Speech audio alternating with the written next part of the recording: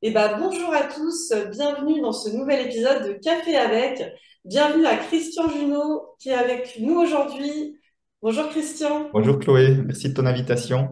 Merci beaucoup à toi d'être là. Je suis vraiment enchantée que tu sois là. Sans mauvais jeu de mots ou bon jeu de mots pour le cas. J'ai trouvé très riche ton livre qui s'appelle Ce que l'argent dit de vous. Et c'est pour ça qu'avec Christian, comme vous allez le voir, Christian qui est expert de la relation à l'argent, on va parler argent aujourd'hui. Non pas forcément pour vous faire gagner des millions, même si je vous le souhaite à tous, hein, pourquoi pas, en en faisant bon usage. On va parler argent parce que, comme vous allez le voir, l'argent, ça peut être un puissant levier de connaissance de soi, de travail sur soi, une très belle porte d'entrée, je trouve en tout cas. Donc, avant de te donner la parole et de te laisser compléter cette présentation, Christian, je précise donc tu es expert de la relation à l'argent, que tu accompagnes tant des particuliers que des entreprises par le biais d'ateliers, de conférences, par le biais de livres, dont ce best-seller. Et puis, voilà, je te donne le bâton de parole. Mhm. Comment Ok. tu compléterais cette présentation de toi? Merci Chloé. Alors peut-être la première chose, c'est vrai que tu dis que tu vas parler d'argent, c'est pas tout à fait exact. On va parler de relation à l'argent, ce qui est un peu différent pour moi, parce qu'au fond, on va parler d'humain et des comportements de l'être humain à travers un médium qui s'appelle l'argent, tu vois. Et on aurait pu faire ça sur ma relation à la nourriture, ma relation à la mort, ma relation aux hommes ou aux femmes. Voilà. Quelque part, ça serait, c'est juste une porte d'entrée, comme tu l'as dit, pour un peu aller se découvrir et révéler qui nous sommes. Tu montrais le livre tout à l'heure. Alors, juste pour information, j'ai fait une nouvelle version de ce livre que j'ai complété. Donc, il y a encore plus, voilà, il y a encore plus d'exercices, il y a encore un peu plus de contenu également, qui est ressorti en juin 2021 parce que je me rendais compte que depuis que je l'ai écrit, j'avais commencé à l'écrire en 2014, et il y a beaucoup de choses qui avaient évolué de ma manière de voir les choses et ma manière d'expliquer les choses, et qu'on peut aller un bout plus loin que ce que j'avais fait, même si celui-ci a déjà eu un très beau succès. Voilà, mais c'est vrai qu'aujourd'hui, donc j'interviens dans 6 pays en Europe, mais je suis intervenu au Maroc là dernièrement, je suis intervenu au Québec aussi prochainement, c'est pas la première fois, et aussi également sur Internet. Et au fond, la relation à l'argent, ça touche tous les publics, que les gens aient beaucoup d'argent ou soit en manque d'argent quelque part. Tout le monde a une relation à l'argent, sans exception. Et comme je le dis souvent, notre relation à l'argent influence beaucoup plus notre vie que nous l'imaginons. Et c'est une bonne raison de s'intéresser à cela. Tu vois, je prends l'exemple, on a tous une relation à l'eau, on aime plus ou moins l'eau chaude, l'eau froide, on aime plus ou moins aller se baigner, mais je peux pas dire que ça chamboule notre vie, quoi. Mais on va voir que derrière les peurs qui sont en lien avec les histoires d'argent, ça peut vraiment, malheureusement, faire en sorte que certains vont passer à côté de leur vie. Oui, et c'est très bien de préciser tout ça, d'autant plus que je sais que je t'ai déjà entendu le dire en vidéo, c'est qu'il y a une espèce de tabou en France, notamment sur ce sujet-là, de gêne, donc c'est d'autant plus important vu qu'il y a beaucoup d'affects qu'on projette sur l'argent, comme on va le voir ensemble, que d'explorer ce thème-là. Et pour commencer, j'ai tout simplement envie de te poser la question, c'est quoi pour toi l'argent et peut-être même aussi, c'est quoi pour toi l'abondance? Oui. Alors, deux questions effectivement différentes. Alors, quand on me demande c'est quoi l'argent, alors on ne parle pas du métal évidemment, on parle de l'argent au sens de la monnaie. Moi, j'aime bien parler plutôt de son utilisation. Parce qu'au fond, tu vois, si on me pose la question c'est quoi une machine à café, on va dire ben, machine à café, c'est une machine qui sert à faire des cafés, etc. De manière, voilà. Donc, on ne va pas expliquer le contenu de la machine, comment le moteur fonctionne, etc.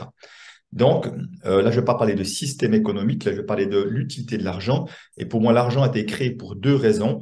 Pour faciliter les transactions entre un acheteur et un vendeur, puisqu'on passe d'un intermédiaire très pratique par opposition au troc qui est possible, évidemment, mais qui rend quand même les choses un peu plus compliquées. Si pour aller boire un café, il faut chaque fois troquer contre quelque chose, ça va devenir un peu compliqué.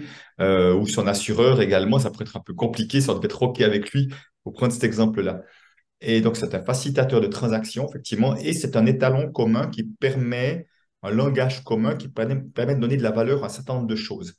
Pour se mettre d'accord, pour passer à l'action d'achat ou de vente, d'investir ou éventuellement de céder quelque chose, ça demande qu'on parle le même langage pour se mettre d'accord sur une valeur donnée à un service ou à un objet matériel.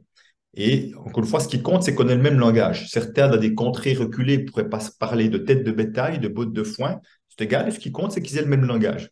Nous, il s'avère que c'est le langage argent, avec des monnaies différentes suivant les endroits dans le monde.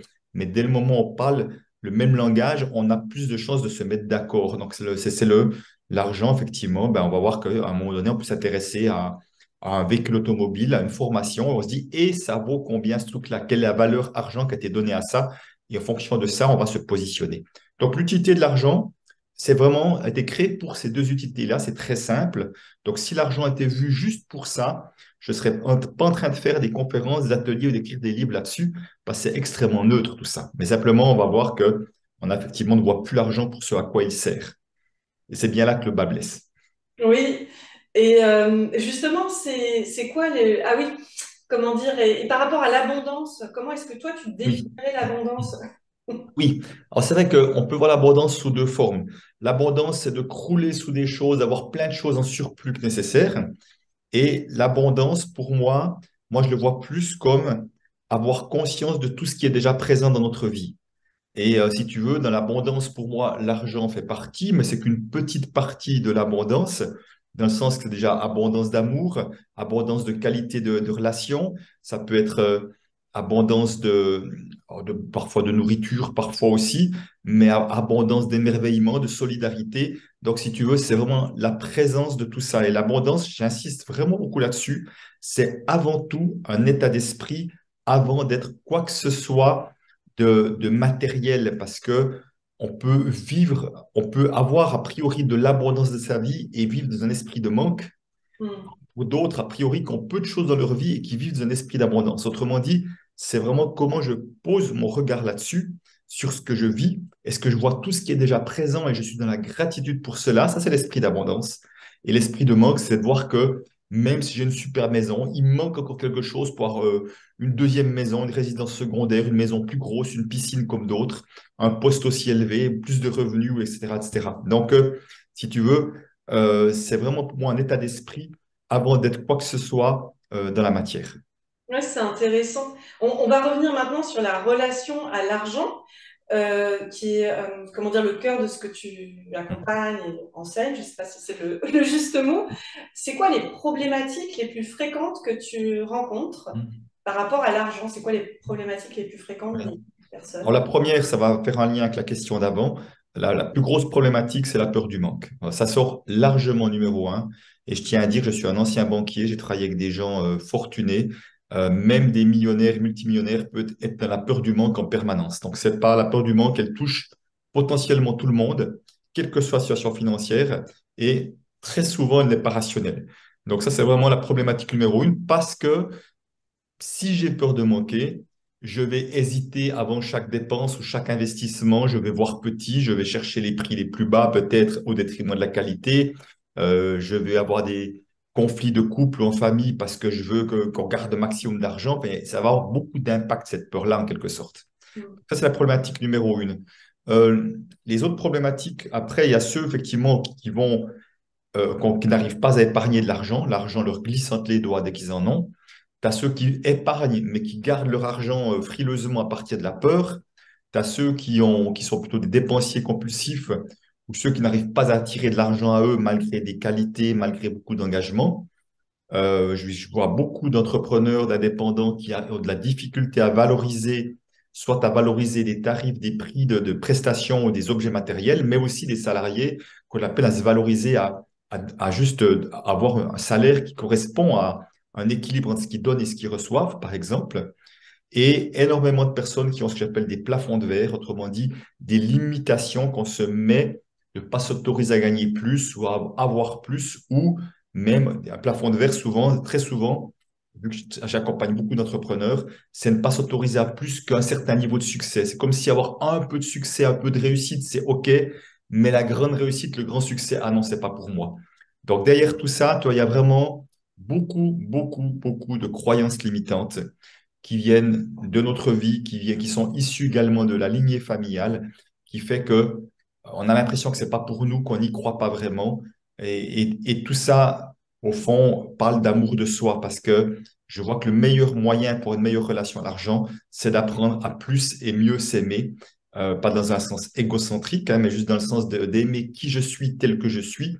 Et plus j'apprends à m'aimer tel que je suis, donc non pas comme un être parfait, mais comme un être qui est ce qu'il est et qui fait du mieux qu'il peut avec qui il est, eh ben, à partir de là, je peux commencer à changer mon regard sur moi. Et dès que je change mon regard sur moi, ça change forcément mon regard sur les autres, sur la vie et sur l'argent.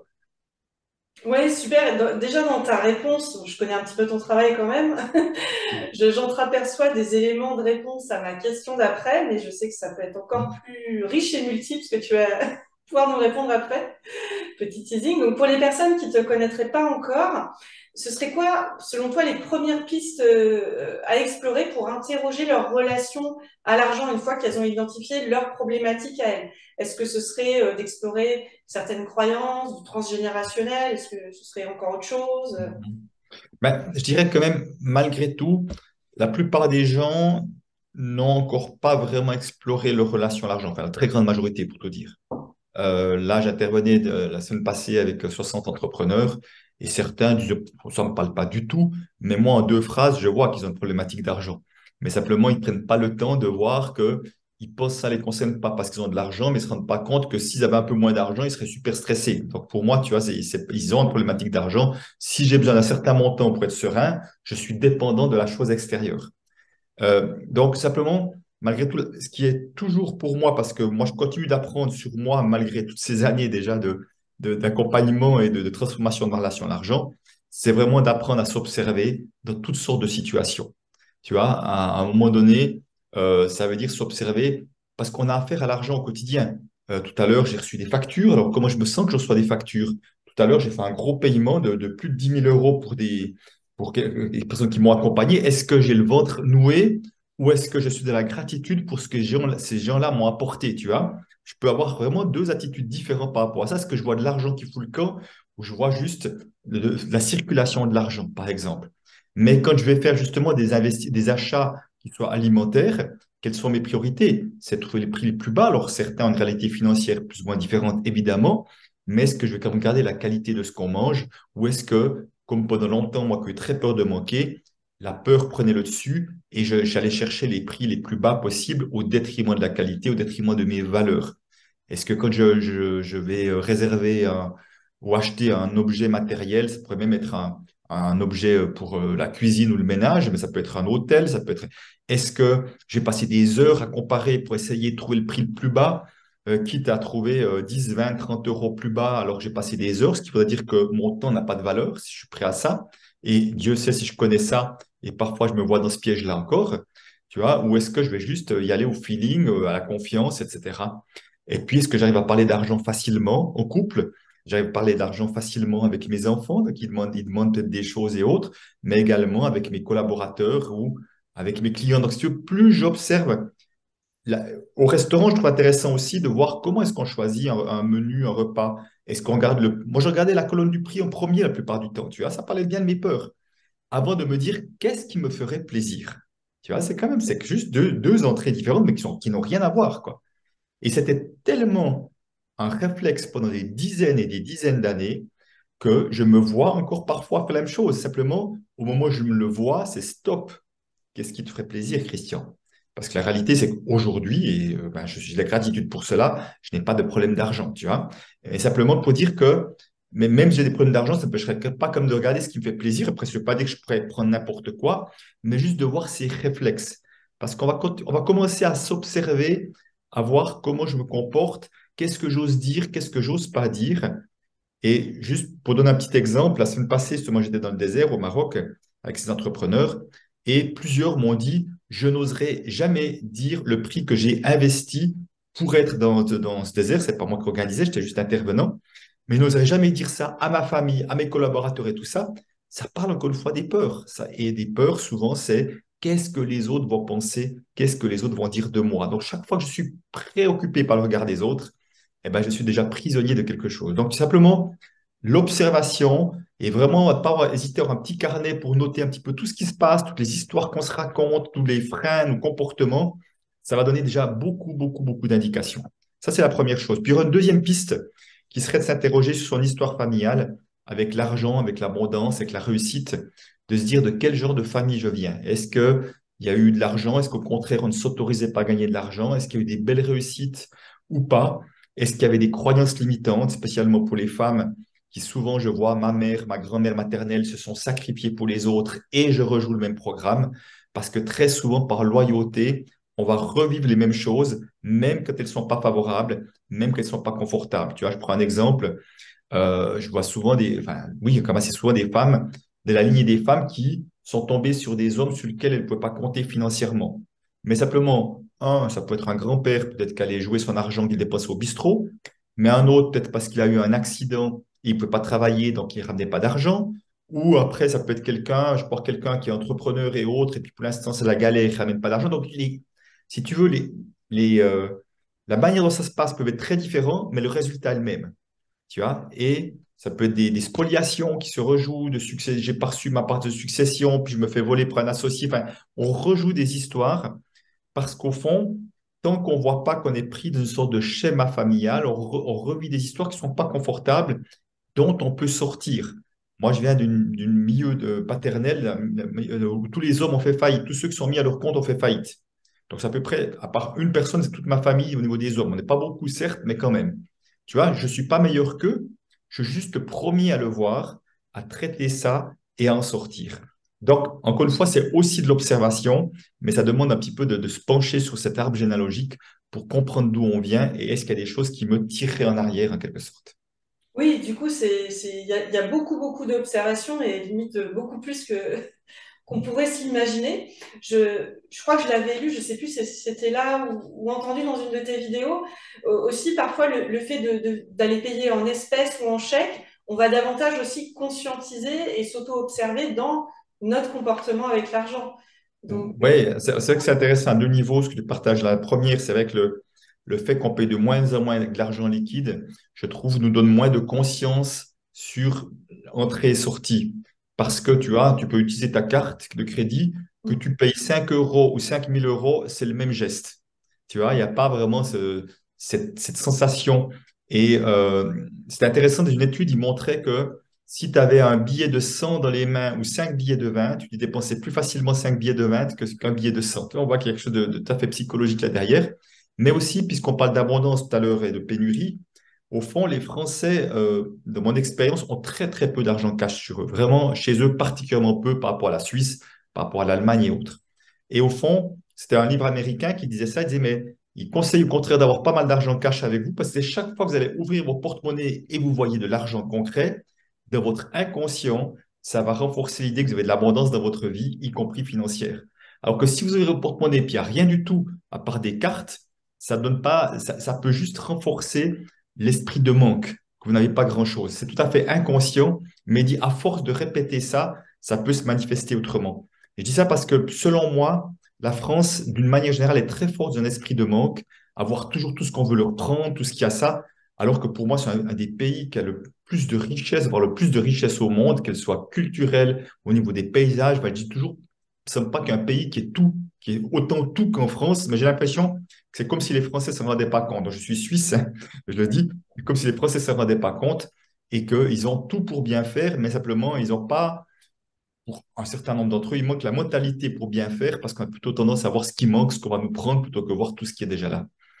oui, c'est intéressant. Et du coup, ce serait quoi quelques pistes possibles pour avoir une relation plus saine à l'argent, Mhm. justement? Ben, déjà, justement, d'arriver à repérer ses peurs. Moi qui ai eu énormément de peur avec l'argent, je ne veux pas dire que j'en ai plus, j'en ai vraiment beaucoup moins, mais surtout, j'arrive à les repérer plus vite qu'avant. Tu vois, c'est-à-dire qu'à moi, si une peur revient, et les peurs, la plupart du temps, c'est juste une pensée qu'on se raconte. Tu vois, je prends un exemple, je sors une facture de ma boîte aux lettres. Si je me dis, oh là, mon Dieu, encore de l'argent qui sort, hop, je viens de créer une peur, voire une sensation physique inconfortable, et puis renforcer peut-être un esprit de manque. Et donc, simplement, ce qui est important de voir, c'est que des peurs, on en a tous, mais c'est déjà de les repérer et de ne pas agir à partir de la peur. Parce que chaque fois qu'on agit à partir de la peur, on fait des choix qui sont ce qu'ils sont, mais qui ne sont pas des bons choix. Tu vois, en général, à partir de la peur, on va s'agiter. Hein, on va plutôt que poser des actions sereines et vraiment tranquilles et claires, on va s'agiter, vite, vite faire des choses pour essayer de calmer la peur. Et ce sont des vibrations basses. C'est-à-dire que pour moi, là, on parle de loi d'attraction. La loi d'attraction est juste une loi de vibration, qui est ce que la physique quantique montre clairement aujourd'hui. Nous vibrons à chaque instant à un certain niveau et on va attirer des choses plutôt du même niveau. Quand je suis vraiment dans la joie, j'ai une vibration élevée, j'ai une magnifique vue sur les montagnes, ça me remplit. En général, je vais vivre les choses comme il faut, une belle vibration et je suis beaucoup plus attirant si je suis souriant, si je suis joyeux, si je suis enthousiaste, que si je tire la gueule, tu vois. Et si je tire la gueule, évidemment, je le regrette pour ceux à qui ça arrive, parce qu'ils ont un emploi qui leur convient pas, une vie qui leur convient pas. Quelque part, si on voit tout ce qui va pas dans la vie, on va pas tirer des belles choses dans sa vie. On va même pas le voir si ça arrivait, parce qu'on va être attiré par ça, parce que notre vibration nous attire à cet endroit-là. Donc vraiment, le conseil premier, ça serait comment pouvez-vous mettre un maximum de choses en place qui vous élèvent votre vibration, qui vous amènent de la joie. La bonne nouvelle, ce sont des petites choses. Tout à l'heure, avec mon épouse, après le repas, on s'est bu un café dehors, on s'est installé dehors. Peut-être il fait pas très chaud, on s'est mis au soleil, à l'abri du vent. On a juste fermé les yeux pendant un moment en buvant ce café. Mais c'était un moment mais de joie exquise, tu vois. Et on a élevé notre niveau vibratoire en 5-10 minutes parce qu'on s'est fait du bien. Et il y a tellement d'occasions de se faire du bien avec des choses simples et vraiment être dans la joie de qui nous sommes que ça aura une incidence très claire. Ça peut passer un peu ésotérique et en même temps, j'avais dire, essayer de manière durable parce que au fond, on a tous des pensées automatiques et à un moment donné, et qui sont la plupart du temps plutôt basées sur le négatif que sur le positif. Donc, il n'y a que nous qui pouvons contrer ça, qui pouvons amener autre chose. Donc, pour moi, je sais par expérience que plus je vibre haut et enthousiaste et joyeux, plus mon business va bien, plus les clients arrivent à moi, sans que j'ai beaucoup, pas du tout à m'agiter, puisque je suis une énergie qui est attirante. Et toi, et ce que je dis là, on le sait bien, parce que si dans une pièce, tu as deux personnes, tu en as un qui tire la gueule, qui bougonne, puis l'autre qui a plutôt l'air quelqu'un de joyeux et ouvert, on aura plutôt tendance à aller vers la personne joyeuse. Bon, sauf si à la limite, nous, on tire la gueule aussi, peut-être qu'on voudrait aller vers celle qui nous ressemble, mais la plupart du temps, naturellement, on a envie de ça. Donc, c'est exactement la même chose pour nous également dans la vie de tous les jours, on est aussi cette personne-là. Oui, oui, ça me parle énormément. Et dernière question, je sais pas, enfin, j'imagine que tu vas être d'accord avec moi, mais qui sait, peut-être pas. Je sais aussi que tu accompagnes notamment les enfin, les personnes auto-entrepreneurs, en Mhm. France en tout cas. Euh, comment dire? Et je dirais que les problématiques de relation à l'argent, c'est exacerbé quand on est à son compte. Et Mhm. moi aussi, je le vois, et d'autres thérapeutes avec qui j'échange le voient aussi. Quand on est dans un certain état, on va avoir moins de rendez-vous, ou moins être appelé pour des projets, etc. Et du coup, est-ce que, enfin, si tu es d'accord avec cette idée que c'est exacerbé quand on est à notre compte, est-ce que tu aurais éventuellement, pour conclure, un conseil supplémentaire, en plus peut-être d'aller à tes ateliers, évidemment, pour les auto-entrepreneurs, pour Alors, améliorer leur relation à l'argent? Alors, tout ce qu'appelle auto-entrepreneur ou entrepreneur en général, je te rejoins. C'est-à-dire que dès le moment où on doit générer son propre argent par soi-même, c'est comme si ça devenait un révélateur puissance 2 ou 4 dans notre relation à l'argent. C'est-à-dire que tant qu'on est salarié, attention, j'ai peur de manquer, donc j'étais salarié avec d'excellents revenus hein, à l'époque. Donc j'ai beaucoup moins peur que je suis entrepreneur aujourd'hui. Donc c'est pas une règle, mais malgré tout, le salaire qu'on reçoit à la fin de chaque mois peut être une sorte, entre guillemets, d'oreiller de paresse qui fait qu'on ne se pose pas trop de questions. Mais d'un coup, au moment donné, on doit générer son argent soi-même. Et puis, eh ben oui, tu le vois toi-même, c'est pas un long fleuve tranquille, c'est pas chaque mois le même montant. Des mois, c'est plus, des mois, c'est moins. Des moments, c'est un peu le désert. Des moments, c'est les montagnes russes. Des moments, c'est la calvaire d'Ali Baba. Voilà, il y a tout ça qui fait que ça peut générer des états émotionnels différents. Et c'est pour ça, qu'une fois, que vraiment, l'idée, c'est comment je peux rester serein, quelle que soit ma situation financière. Et ça, c'est vraiment aller vers ça.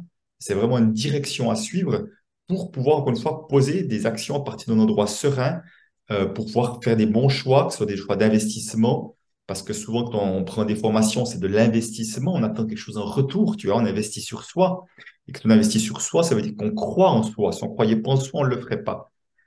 Donc, c'est pour ça que à un moment donné, c'est vraiment important encore une fois, de s'observer encore plus, parce que, comme j'ai dit tout à l'heure, valoriser, poser des prix, parler d'argent avec ses clients, ça peut vite devenir très compliqué. Donc, c'est pour ça que s'intéresser à sa relation à l'argent, c'est pour moi indispensable. Et vraiment, j'invite tous ceux qui veulent se lancer dans un projet de cœur à leur compte, de le faire en amont le plus vite possible, parce que malheureusement, moi, je rencontre dans mes ateliers beaucoup de personnes qui galèrent depuis un moment ou parfois arrivent dans des situations même désespérées. Et c'est dommage qu'ils ne l'aient pas fait avant, même si c'est un chemin qui n'est jamais terminé, mais déjà changer deux, trois choses, ça peut déjà vraiment avoir beaucoup, beaucoup d'impacts différents. Donc, ça, c'est vraiment la première chose que j'aurais envie de dire. Mais au fond, si tu veux, les problématiques potentielles sont un peu les mêmes que j'ai dit tout à l'heure. C'est-à-dire que dans mon histoire de généalogie, je prends un exemple de mon épouse, elle, ils sont 32 cousins, cousines, il y avait zéro travailleur autonome, zéro, il n'y a que des salariés. Donc elle, si tu veux, je donne l'image de devenir indépendante, même à plus de 55 ans, c'est comme si elle était entrée dans la jungle avec une machette qu'elle devait faire un chemin qui n'existait pas.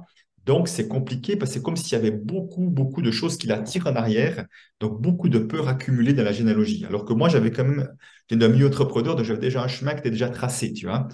Mais simplement pour te dire qu'on ne vient pas tous de la même histoire. Et c'est pour ça que c'est important de voir est-ce que cette histoire, elle m'encourage ou cette histoire, elle me freine. Et comment je peux me libérer de cette histoire-là. Comment je peux être déloyal à des croyances négatives ou déloyal à des comportements qui limitent, par exemple, pour s'ouvrir à tous les possibles. Parce qu'au fond, ce que je vois, c'est que les êtres humains, et y compris les entrepreneurs évidemment, s'autorisent à ouvrir ça, de recevoir, ou que la vie, elle est prête à nous amener ça. Donc, tu vois, c'est comme si c'est nous qui freinions, c'est nous qui ne nous autorisions pas à recevoir tous les cadeaux de la vie. Quand je dis les cadeaux de la vie, ça peut être financier, mais moi, les plus grands cadeaux que j'ai reçus, ce sont des rencontres. Des rencontres dingues, comme Peter Koenig qui m'enseignait le fruit de ses recherches sur la relation à l'argent, des Martin Latulippe, Lilou Massé et autres, et que toutes ces personnes-là, ces rencontres ont vraiment changé ma vie, ont eu un impact sur mon professionnel et m'ouvrir à cela, si on veut. Moi, je crois au plus profond de moi que la vie, elle est généreuse, elle est prête à nous amener tout ce qui est bon pour nous si on est prêt à écouter les signaux qu'elle nous amène. Et les signaux qu'elle nous amène, parfois, c'est pas confortable. C'est juste en train de nous dire, attention, tu fais fausse route. Attention, tu n'écoutes pas ce qui est au fond de toi, tu te racontes une histoire. Moi, pendant des années, je me suis raconté l'histoire que mon travail, ça allait pas si mal, alors que c'est pas vrai. Au fond de moi, ça n'allait pas bien, tu vois. Donc, parfois, ça peut arriver sous forme de maladie, de burn-out, de petites choses, juste de petites choses. Mais juste, moi, j'apprends à décortiquer les signaux. Quand c'est fluide, tout va bien. Et quand c'est compliqué, je dis, ah, qu'est-ce qui bloque chez moi que la vie n'est pas fluide, tu vois. Donc, c'est vraiment apprendre à observer cela et oser faire des demandes, des demandes, des demandes, oser faire des demandes aux êtres humains, oser faire des demandes à plus grand que nous pour attirer les bonnes personnes, les bonnes choses sur notre chemin de vie. Super, bah merci beaucoup Christian, ça me parle énormément comme approche, comme vision des choses et j'ai hâte de continuer à lire. Je sais que tu as d'autres livres, dont le dernier, il me semble, c'est sur le couple avec ta femme, Oui, si je ne me trompe. oui, réussir son couple, effectivement, qu'on a écrit, vu qu'on a 45 ans que nous sommes ensemble. Voilà. Ouais, chapeau. Merci. En tout cas, bah, merci à tous de nous avoir suivis. Merci beaucoup Christian et puis Plaisir. donc ton ouvrage et puis Oui, les autres et tes ateliers. Je mettrai tous les liens en description de cette vidéo. Ça a vraiment été un plaisir pour moi, donc au plaisir une prochaine fois. Je avec laisse. plaisir, Chloé. Merci. Et puis merci à tous. Au revoir. Au revoir tout le monde.